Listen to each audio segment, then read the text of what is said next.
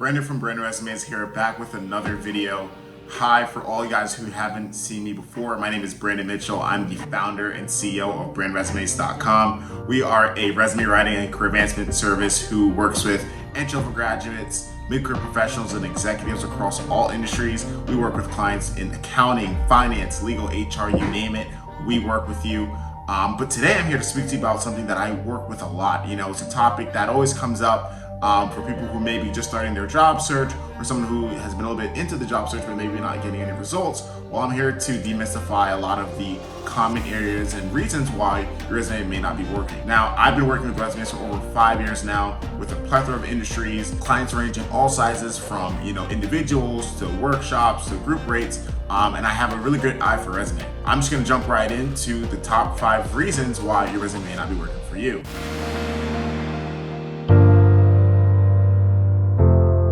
Now, reason number 1, your resume may be too generic, and it's hard to understand, what does that mean, generic? But what I really mean by generic is that it could be fitted for anything, right? Let's say someone look at your resume for 5 seconds. What are they gonna understand about you, right? Within 6 to 7 seconds of just viewing a resume, you should be able to quickly understand what the person is doing, so maybe some of their achievements, their impacts. You don't want your eyes wandering around their resume trying to figure out, what they've done, right?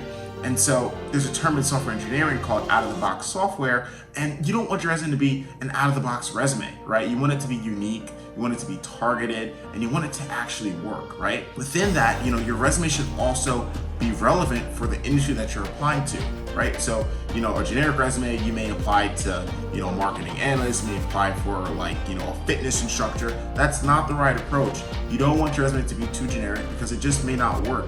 People want to see a strategically targeted document for a role set. Now, reason number 2, your resume may just be too long, right?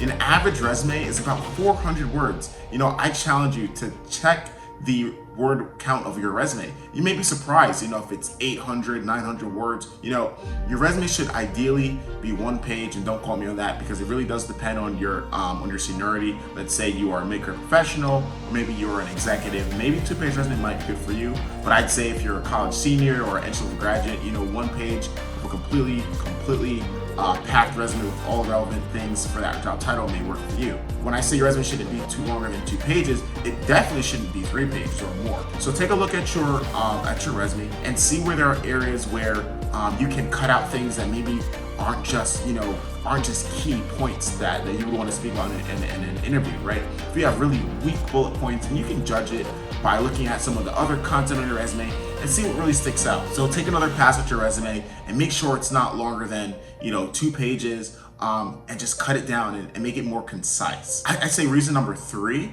is just too much fluff, right? So, don't decorate your resume with all these pretty action verbs like I maintained this and I conducted that. Like, we all know that in a job, you might be doing some maintenance, or you might be conducting a research or a project, but you really want to focus on some type of key accomplishment or key achievement and just talk about that, right? And think about it in terms of the job title that you're applying for. How can you look at any of your experience that you may have done and speak about it in a way that's gonna really sound impactful, right? Maybe quantify it, maybe use any numbers, percent signs, and just make it where someone who's reading it can just quickly understand what you've done. Numbers always help, and you don't want to add irrelevant things to your resume to give it an arbitrary page length. People do this all the time. You just add things in there just because. You don't want to do that. You want to make sure everything in your resume is relevant for the job title, and it's going to secure you this job opportunity. The 4th thing that you can do, and this may be super common, but I want to leave it for number 4 because it still matters.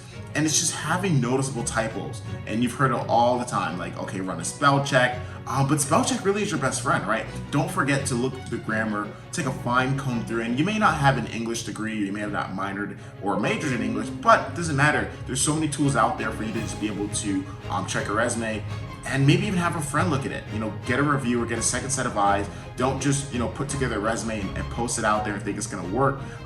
Really do your due diligence, look through your resume, make sure it has all the relevant information, and it has no typos, so any punctuation errors, things like that, people notice it, right? So make sure it doesn't have any of that. And what I found to be really helpful sometimes, and as I work with my clients, and what I typically do to ensure that your resume sounds great, not just on paper but out loud, is just read it very quietly, out loud, and just sound out all the words. Make sure it makes sense. Give it like a 5th grade test, and you make sure if you've explained it to a 5th grader, they would understand kind of what you've done in very simple, easy to digest phrases that have the relevant keywords in it, which is very important.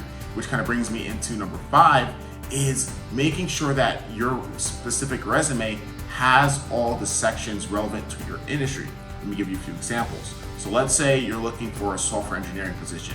You might need a section that has your technical skills. Maybe what coding languages or maybe what software frameworks, or maybe you want to put in that the command line scripts, all that great stuff. Maybe let's say you're in the actuary field.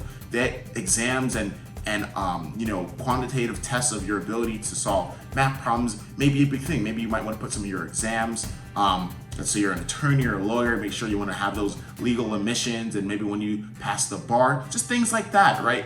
Let's say you're in the healthcare field and you're looking for a medical assistant job. Maybe you would put some of the medical equipment that you've worked with. Just make sure you're doing the due diligence for your specific industry, because it does depend. You don't want to just have a one-size-fits-all resume that you'll just send out there to all the different job opportunities, because that may not be the most effective strategy and use of your time, right? Time's of the essence when you're looking at job searching, because a job may be posted up on a Monday, and by Wednesday it may have 20 applications already, right? So not only do you want to be one of those 20 applications, but you also want to have the right targeted document that should cut through the competition and just be able to work for you. So again, make sure that you have a resume that's the right length. It's not too much fluff in there. It's not a one-size-fits-all resume. You do all your due diligence with the typos, and with all that, just make sure you do that quick 5-check pass. You should start to see some more results in your job search, right? Especially when you're sending it out there, when you're putting applications, you should see more traction, right? So if you like this video, if you thought these tips were super helpful for you, leave us some comments in the section below. Give us a like and subscribe to the channel. We will be putting out content every week for entry-level graduates and mid-career professionals with tips and tricks and just different things that can help optimize your job search, right? Because collectively we will all win together. I will see you guys next time. Thank you for watching this video.